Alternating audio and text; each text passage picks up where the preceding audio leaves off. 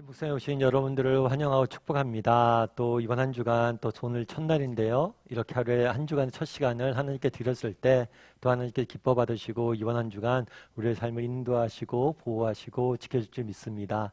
사실 이렇게 아침 묵상하는 게 쉬운 일은 아니죠. 그래도 여러분들 이렇게 아침 묵상을 하려고 이렇게 찾아와 주셔서 감사하고 또 이렇게 하나님의 첫 시간을 하나님께 드릴 때 하나님께 특별한 은혜 베풀 줄 믿습니다. 오늘은 사사 드보라라는 제목을 가지고 사사기 4장 1절부터 24절 말씀을 좀 더 살펴봤으면 좋겠습니다. 우리 6절부터 7절까지 말씀 같이 한번 읽어볼까요? 같이 읽도록 하겠습니다. 드보라가 사람을 보내어 아비노함의 아들 바락을 납달리 게데스에서 불러다가 그에게 이르되 이스라엘의 하나님 여호와께서 이같이 명령하지 아니하셨느냐 너는 납달리 자손과 스불론 자손 10,000명을 거느리고 다볼산으로 가라. 내가 야빈의 군대장과 시스라와 그의 병거들과 그의 무리를 기손강으로 이끌어 내게 이르게 하고 그를 내 손에 넘겨주리라 하셨느니라. 예, 우리가 계속 살펴보고 있지만 배경이 이런 거죠. 이스라엘 백성들이 범죄를 했습니다. 그랬더니 하나님께서 가나안과 야빈을 이로 하여금 이스라엘 20년 동안 통치하게 만들어요. 그래서 이 통치 가운데 이스라엘 백성들이 고통 중에 하나님께 부르짖었죠. 하나님 우리를 구원해 주세요. 그러자 하나님께서 사사를 세워서 구원자를 세워서 이스라엘 백성들을 구원하는 모습들을 우리가 보게 됩니다. 그런데 이 사사가 여사자인 드보라예요. 드보라가 뭘 했냐면 바락이라는 사람을 불렀어요. 사실 앞서 얘기했던 것처럼 드보라는 여선지자입니다. 그 여선지자가 나가서 싸울 수가 없어요. 그래서 누굴 세웠냐면 바락을 세웠어요. 이 사람 이스라엘 백성의 군대 장관이죠. 바락에게 이야기를 하길 뭐냐면 하나님이 너희에게 말씀하지 않았느냐. 너희가 나가서 뭘 하는 거예요? 야빈의 군대 시스라와 싸우라. 그의 병거들과 맞서 싸우라. 라고 이렇게 명령을 합니다. 그러자 이 명령에 바락이 어떻게 반응했는지 그 다음 구절을 한번 읽어볼까요? 8절부터 9절을 한번 읽어봤으면 좋겠습니다. 바락이 그에게 이르되 만일 당신이 나와 함께 가면 내가 가려니와 만일 당신이 나와 함께 가지 아니하면 나도 가지 아니하겠노라 하니 이르되 내가 반드시 너와 함께 가리라. 그러나 내가 이번에 가는 길에서는 영광을 얻지 못하리니 이는 여호와께서 시스라를 여인의 손에 파실 것임이니라 하고 드보라가 일어나 바락과 함께 게데스로 가니라. 바락이 이렇게 이야기해요. 뭐라고 얘기하냐면 그는 여기서 드보라죠. 드보라에게 뭐라고 얘기하냐면 이르되 만일 당신이 나와 함께 가면 내가 가려니와 만일 당신이 나와 함께 가지 아니하면 나도 가지 아니하겠다 하니. 되게 이 표현이 되게 이상하죠. 나가서 싸우라고 그러는데 당신이 나와 함께 가야겠습니다.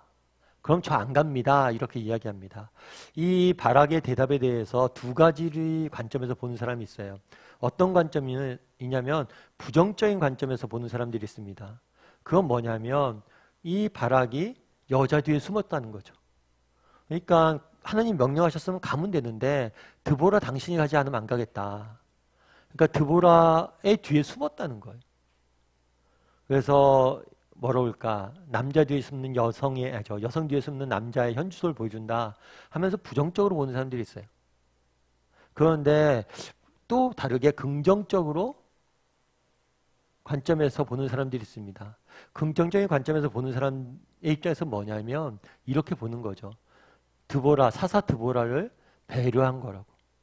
사실 사사 드보라가 아빈이 알지만 바락이 알지만 사사 드보라가 여사사잖아요. 그가 군대 갔는데 무슨 도움이 되겠어요? 그럼에도 불구하고 드보라는 누구예요? 사사예요. 그를 존중해 주는 거죠. 그를 배려해 주는 거죠. 정말 사사하고 여사사하고 전쟁에 도움이 안 될 것 같지만 당신이 나와 함께 가주셔야 되겠습니다. 당신이 이 부대를 이끌어야 되지 않겠냐고. 그래서 오히려 이것은 드보라를 배려하는 마음의 이런 표현을 쓴 거다라고 보는 경우가 있습니다. 저는 후자에 가깝다라고 봐요. 그래서 바락은 뭐라고 생각을 한 거냐면 드보라를 배려해서 당신이 함께 가자. 당신이 그래도 우리의 지도자가 아니냐. 함께 가자 이야기합니다. 그러자 드보라가 이렇게 이야기하죠. 그러나 내가 이번에 가는 길에 영광을 얻지 못할 것이다 라고 이야기를. 왜 내가는 이 바락에게 이야기한 거죠. 내가 너와 함께 할 것이다. 그런데 바락아 너는 영광을 얻지 못하게 될 것이야. 왜냐하면 이는 여호와가 시스라를 여인의 손에 팔 것임이라 이렇게 이야기해요. 그러니까 군대에 있어서 전쟁이 있잖아요. 전쟁에서 가장 큰 영광은 뭐냐면 적군의 대장을 무찌르는 거겠죠. 그런데 네가 적군의 대장을 무찌르지 못할 것이다. 여인의 손에 팔 것이다. 다른 여인이 그 장관을 죽일 것이다. 라고 이야기를 해요. 그래서 이게 부정적으로 보는 사람들은 바락이 하나님이 드보라가 명령한 거잖아요. 너 가서 싸워라.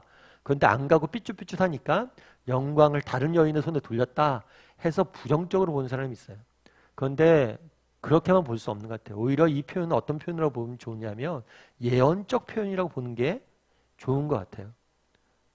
그래서 그런데 이번 전쟁에서는 예언한 거죠. 앞으로 일어날 일들에 대해서 징벌이 아니라. 그래서 예언했는데 뭐라고 얘기했냐면 군대 장관 시스라는 다른 여인이 죽이게 될 거야 라고 이야기를 한 거예요. 그래서 이런 예언적 표현으로 보는 거죠. 이 말을 들은 그러면 바락의 심정은 어땠을까요? 그럼에도 불구하고 바락은 뭐래요? 순종하고 나가서 싸웁니다. 저는 많은 사람들이 바락에 대해서 믿음에 대해서 낮게 평가하는데 저는 그렇게 보지 않아요. 사실 순종하고 나가서 싸우는 게 쉬운 일입니까? 앞서 이야기했던 것처럼 우리가 어제 배웠던 것처럼 야빈이 철병거 몇 대를 갖고 있었다고 그랬어요? 900대. 지금 이스라엘 군인들이 제대로 무장이나 됐겠습니까? 20년 동안 가나안 왕이 지배를 받았는데 사실 제대로 된 군대도 없어요. 그냥 나가서 싸우기가 쉽지 않아요. 게다가 이번에 나가서 싸워봤자 너에게 영광이 없을 거라고 이야기합니다. 넌 아무 유익이 없을 것이다 라고 이야기를 해요. 그럼에도 불구하고 뭐라는 거예요? 나가서 싸우는 거예요. 사실 이 부분은 쉬운 일이 아닌 것 같아요. 우리가 히브리서 11장 말씀을 배웠잖아요. 히브리서 11장 말씀을 배울 때 믿음의 장에서 믿음의 사람으로서 바락을 칭찬하잖아요. 왜 바락을 이렇게 칭찬할까? 바락과 같이 이렇게 나가서 싸우는 게 쉬운 문제는 아니에요. 정말 당장 눈에 보이는 환경은 어떻습니까? 나보다 상대방이 훨씬 더 커 보입니다. 뿐만 아니라 하나님 뭐라고 했어요? 너에겐 영광이 없다. 네가 아무리 나가서 싸워도 너에겐 큰 영광이 없다. 그럼에도 불구하고 뭘 하는 모습들을 보게 돼요? 나가서 싸우는 모습들을 보게 됩니다. 참 우리도 이런 사람이 바락과 같은 믿음이 있으면 어떨까라는 생각이 들었어요. 여러분 아돈이람 저드슨이라는 분이 계세요. 이분은 미얀마에서 선교를 하시던 선교사님이세요. 사실 굉장히 젊은 나이에 이 미얀마를 선교로 갑니다. 그런데 미얀마는 그 당시만 해도 기독교 복음을 전하지 못하게 돼 있어요. 그럼에도 불구하고 그런 지역에 가서 복음을 전하기 위해서 노력을 해요. 처음에 갈 때는 자신만만했어요. 내가 나이도 젊고 준비도 많이 했고 열심히 일하면 하나님이 열매를 주실 것이다. 이런 생각을 가지고 사역을 했습니다. 그래서 가자마자 열심히 사역하고 열심히 전도하고 그랬어요. 그런데 예상외로 열매가 있지 않는 거예요. 예상외로 정말 많은 시간들 투자했음에도 불구하고 그 젊음을 바쳤음에도 불구하고 열매가 없는 거예요. 예수를 믿는 사람이 없는 거죠. 낙심이 되죠. 힘이 들죠. 그럼에도 불구하고 여전히 전도를 했어요. 그런데 안타깝게도 열매가 없었을 뿐만 아니라 미얀마 당국에 발각이 됩니다. 그래서 감옥에 갇히게 돼요. 감옥에 갇혀서 17개월을 감옥 속에서 보내게 되는 거예요.